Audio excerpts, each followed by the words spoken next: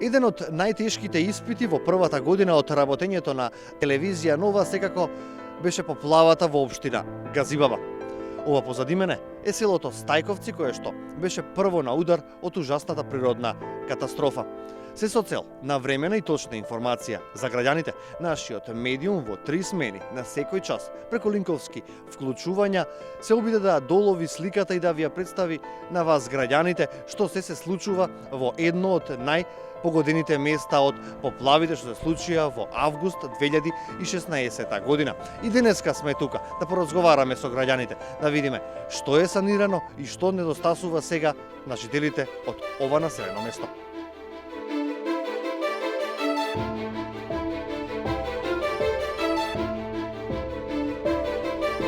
Телевизија Нова повторно во обиколка на селото Стајковци. Снежната покривка не беше доволно да ги засени спомените од пред 6 месеци. Поплавени домови и земјоделски површини, уништена инфраструктура.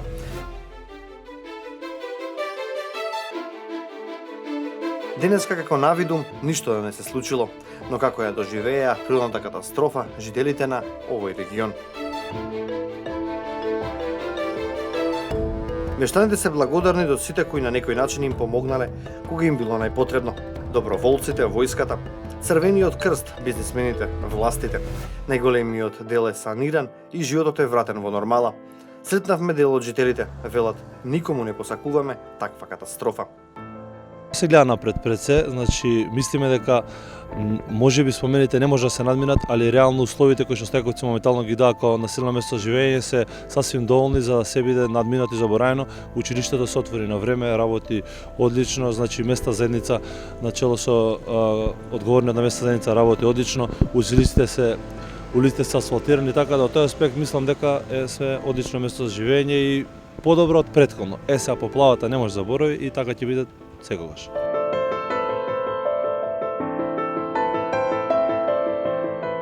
Ова се двете најпогодени улици во Стајковци.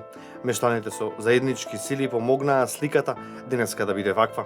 Санирани штети, засадени дрвца, асфалтирани улици. Како не водеше патот по тесните улици во село Стајковци, можеме да забележиме дека се уште има траги од поплавите на дел од куќите на ова населено место. Дворовите се одамна исчистени од калта. Улиците се речиси сите одново асфалтирани, а изградени се и неколку пешачки патеки.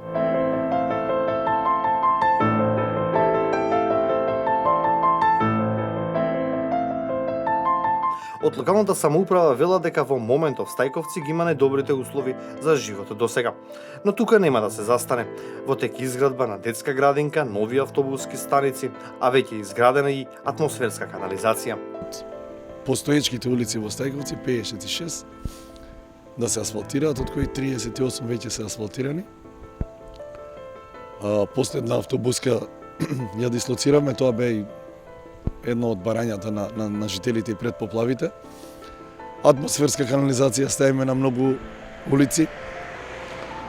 Секундарната мрежа на улиците ја асфалтираме, така да направиме еден склоп сега на Стајковци, каде што го смениме водоводот со нови цевки, канализацијата ја ставиме и сега дојде финиш како асфалтирање. Одлучиме да не остане ништо што ќе потсетува на таа поплава што се случи во населено место Стајковци и успеавме во тоа. Видете, јас како координатор ве гледав како телевизија дека доаѓате стално и тоа многу помогна. Една од клучните работи беше и тоа, за да дојдат близу 900 волонтери дневно. Значи доаѓа, јас стално го кажувам тоа, во 2 сат навечер кога ми се јавија луѓе со трактори, дојдоа со 4 трактори, 5 трактори од Меджитлија. Значи 9 часа луѓето патувале за да дојдат и да помогнат во Стајковци. 800 до 900 волонтери дневно и тоа е секако голема благодарност до вас. Најголемиот дел од линковските вклучувања на телевизија Нова беа од ова место, училиштето, каде беше стационирана војската и кризниот штаб. Ова позади мене е основното училиште Кирил и Методи, место каде што беше сместена војската, која што секојдневно рамо до рамо помагаше со доброволците на жителите од Стајковци што побрзо да се исчисти сметот и се она што поплавата донесе со себе. Заминуваме од Стајковци со крената глава. потврда дека како медиум учествувавме на некој начин во санацијата и комунитарните акции, се топлото добре дојде од мештаните и незаменување ведриот лик и дадениот збор дека повторно ќе се видиме, ама овој пат за убави работи.